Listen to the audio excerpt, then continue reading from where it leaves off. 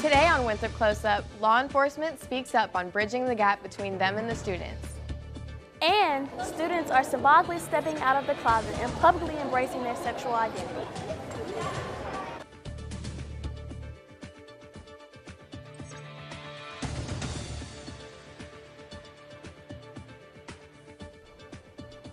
Welcome to Winthrop Close-Up. My name is Kelsey McKeska. And I'm Orlandis Gary. Winthrop students joined together in Thurman for the Bridging the Gap event. Reporter Orlandis Gary tells us more. Winthrop Omega Psi Phi Fraternity Incorporated decided to put this event together to bring a better understanding of the do's and don'ts when dealing with law enforcement and to let them better understand the expectations of their surrounding officers on campus. I feel like students left with a better understanding of what to do and what not to do, especially in cases of being stopped or being detained by officers, and also by officers knowing what some students don't know. There are certain rights that they don't know that they need to know. I'm a firm believer that you have to kind of discuss things, kind of get a feel for where our campus is at, get a feel for where you're at, and I do think that there were some educational components and people were able to learn something new from this event, and I always think that's important as well, so that way you can take all that information and then you go back out into the world and you apply it. First of all, I told them when you get pulled over, put your hands on the steering wheel, and when the officer approaches the vehicle, when they ask you for your license registration, listen to what they ask you to do and be more focused on what he asks you to do. Follow the Omega Psi Phi fraternity on their Instagram page to stay updated on their latest events. A recent survey analysis says 26% of the LGBT community says the biggest problems are not feeling accepted by their family, having trouble at school, and the fear of being open. Close Up's Christina Houseworth shows us how the students are coming out.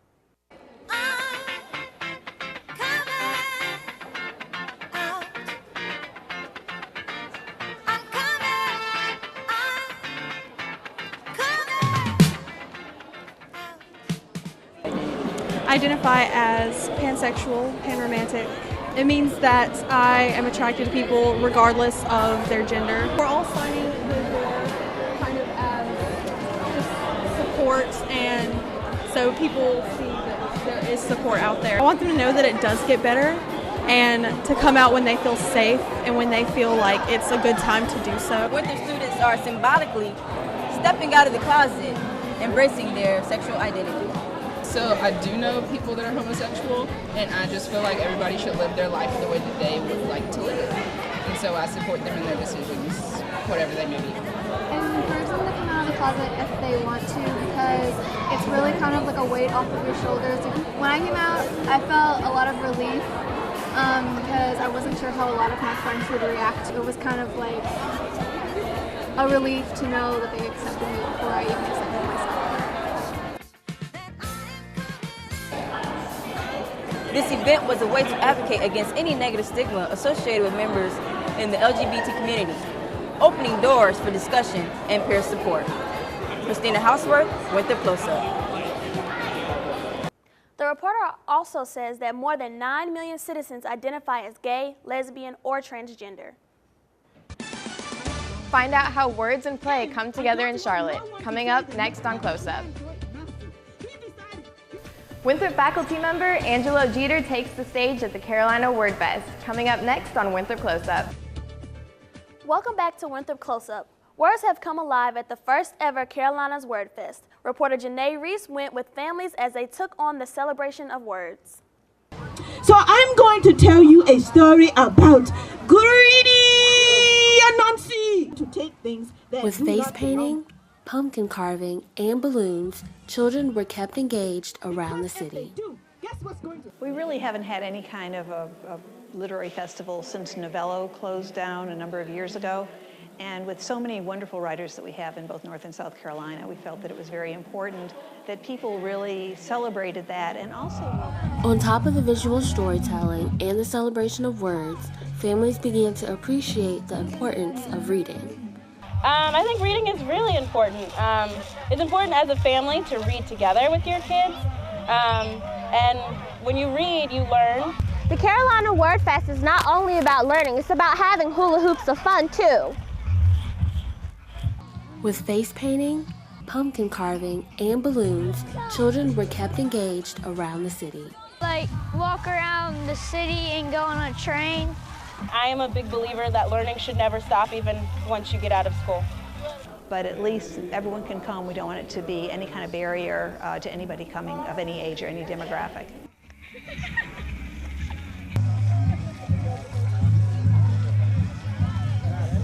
Janae Reese, Winthrop Close. Kids were able to take home words of wisdom as well as pumpkins. Winthrop also decided to make an appearance at the Carolinas Wordfest. I was there and brought back these thought-provoking words. Carolinas Wordfest was a day full of interactive festivities for all ages. The festival was educational, fun, and celebrated the Carolinas' finest writers. The Queen City had the perfect atmosphere for talent and arts. So as you can see, I'm standing in an art gallery, but this form of art isn't the only form of art at this festival. Spoken word is a type of poetry that focuses on the beauty of wordplay. So I love spoken word because it gives me an opportunity to express my voice. It's a very expressive genre in itself. And so I really love the creativity with it. It's not, pigeonholed to the original concept of poetry. It has to be metered or rhyme in every line. It kind of can be what you make it. Winthrop faculty member Angelo Jeter, also known as Iambic, brought the festival to an end with his performance at the Spirit Square Night Gallery. So Iambic is a meter of rhyme and poetry. So in college, so funny story, I'll give it real quick. So I was dating a girl and she said, the only way you know how to express yourself is through iambic pentameter. So she was kind of playing me, making a joke on me. I said, well, I kind of like the name Iambic though. And so I changed the spelling and kind of say that I see what I am what I write. And I write to my own meter, my own drum. So, audience members were able to relate to Jeter's poetry. Talking about a good man, you thought it was going to go one way, but he totally went in another direction, and it made me actually think about how I was brought up as a male, and I definitely saw some similarities in his poem. Jeter believes spoken word is a memoir and a blueprint for the future. You can catch Angelo Jeter at open mic nights at Winthrop or poetry slams in Charlotte. As you may know, it's Hispanic Heritage Month, and the Carolina Wordfest held an event called The Voice of the New South, the Latino Experience. The event included a bilingual children's book author, an English and Spanish literature professor, and an award-winning reporter and novelist, Paul Quadros. Quadros has been featured in numerous publications as his novels explain the hardships of immigration and Latino communities. There doesn't seem to be enough literature that's aimed directly at them, where they can identify with characters, where they can sort of see themselves and see stories that relate to their own experiences. And that's critically important, I think, for their development. Quadros' book, A Home on the Field, focuses on issues of race and poverty in America.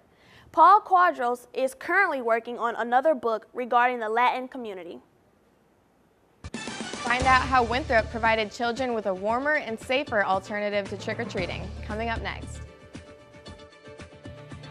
Trick or Treat, hosting their annual indoor Halloween carnival, RSA provided parents and guardians a safer alternative to the traditional door-to-door scare. Trick-or-treating was brought indoors at the SAC. Children and student volunteers dressed in costumes for an evening of games, snacks, and overall fun. It's cool, it's Halloween, and there's also zombies and inflatables, and I got lots of candy. I was dressed up as the Wizard of Oz. Halloween Happenings is an event. It's a safe trick-or-treating event here at Winthrop. It's very important to have a safe interaction and a safe trick-or-treating event because you want children to have fun, but you want to have it in the most controlled environment as you can. And I know that some parents, guardians may not feel comfortable going door to door, and this just provides a nice middle ground to where everybody can come and very controlled, very open atmosphere. Kids didn't hesitate to put on their costumes for some trick-or-treating and games. Some activities included pin the pumpkin, spider toss, and ring toss. Who says kids can't start pre-gaming early? While there are still a few more days before the actual holiday, kids are still insisting on going door to door before the big day. That's so cute that the SAC opened up for kids to put on their costumes and trick-or-treat early in a safe way. I wish I was still young enough to trick-or-treat, but I'm glad that they do this on campus. Candy is so good. Follow us on Twitter and Facebook at Winthrop Close. We'll see you next time.